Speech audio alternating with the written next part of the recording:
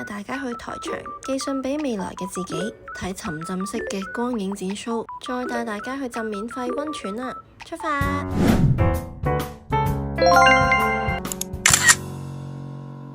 買咗一隻櫻花杯，120蚊左右，跟住佢就送咗一張 coupon 俾我，就話咧攞住呢隻杯咧，加埋你個 coupon 咧，就可以免費換一杯嘢飲咯，勁開心喎！我哋嚟到咗台場嘅第一大景點啦，佢應該係高達嘅朋友，我都唔係好識，但係佢勁大隻咯，即係勁大，近啲俾你睇。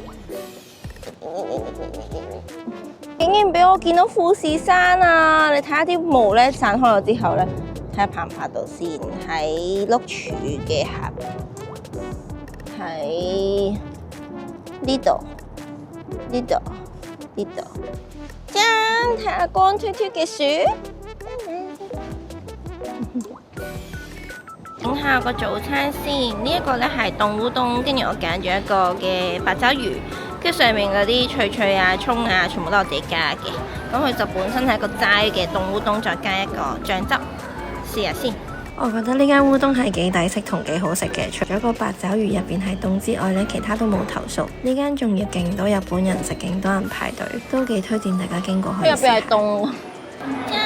嚟到咗哆啦 A 夢百貨公司啦，我哋入去睇下咯。用40蚊港幣買咗張未來嘅明信片，呢個就郵票啦。跟住吸住個哆啦 A 夢印仔。點解會揀呢張呢？其實好多可以揀嘅。我揀呢張嘅主要原因係因為呢個係哆啦 A 夢嘅機械狗朋友啦。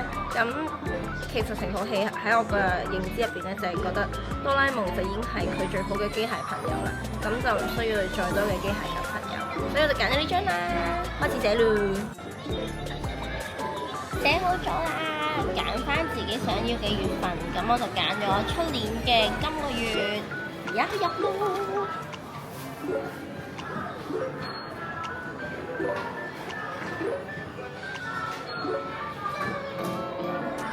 特登走過嚟台場嘅其中一個原因呢，就係因為哆啦 A 夢百貨公司啦。呢個台場嘅旗艦店呢，別區分咗3個部分嘅。包括咗秘密道具體驗區，可以當場用代幣製作空氣炮等等嘅道具嘅，但我當日就冇見到。除此之外，仲有商品販賣區，係販賣咗日本最齊全嘅哆啦 A 夢商品，包括咗唔同嘅杯啊、服飾啊等等，都可以喺未來百貨公司嗰度買到。仲有客製化同刻字嘅區域，如果喺未來百貨公司入邊買咗啲手巾仔、衫或者鎖匙扣呢，俾錢嗰陣時亦都可以叫店員即場幫你刺繡翻自己嘅名或者哆啦 A 夢嘅圖案。一定唔少得要去睇哆啦 A 夢嘅 figure， 佢所有嘅 figure 都真係勁靚咯。我個妹已經珍藏咗勁多哆啦 A 夢嘅 figure， 佢隻隻都差唔多有，搞到我自己都忍唔住入手咗一隻。大家估下我買咗邊隻？呢間 Wabi Sabi 唔知係咪咁讀？佢賣啲嘢勁靚咯，係賣啲日本嘅線啦，跟住有啲呢啲工藝品啊，哇！呢個勁靚呢個武士嘅帽。如果有時間嘅話，仲可以行埋台場嘅另一邊，同自由女神像影相。我哋到咗 Team Lab 出邊啦，而家排緊隊，跟住咧最好就預早15分鐘嚟到啦。咁出面咧就有啲凳可以坐嘅。咁我發覺咧呢度都有好多外國人過嚟參觀啦。我哋睇下呢度嘅環境先，人流都比較多，所以咧盡量都早少少去到現場。我哋入到去之後，首先就要喺呢度除低啲鞋仔啦。我而家去咗第一個展區，踩落去咧。個腳咧係好似啲棉花咁樣嘅，睇入咗去第一個展館啦，勁靚咯！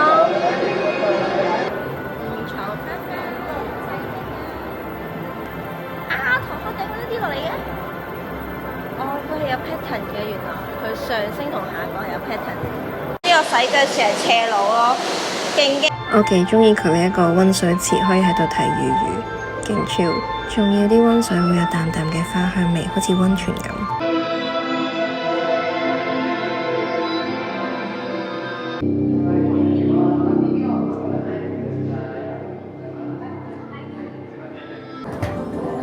小矮人，想入去呢個踩蘑菇啊，但係太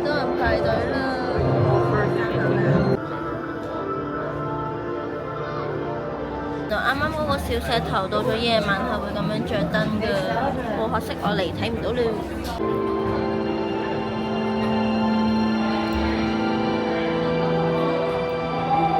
係我最中意嘅蘑菇啊！到咗豐洲市場啦，搭一個站過嚟，順便浸溫泉，好攰啊！已經我肚餓又攰啦。豐洲嘅建築物，我千客萬來啦。咁咧，聽講佢入邊咧本身已經有好多嘢食啦，跟住仲有得足浴溫泉按摩嘅。入到嚟第一間咧係聖抹茶㗎，我好想食喎呢個已經。有好多客都會特登排隊嗌呢一個嘅招牌，見到每一個員工都好認真咁樣去整佢哋。勁焦香，嚟試下呢一個綠茶嘅。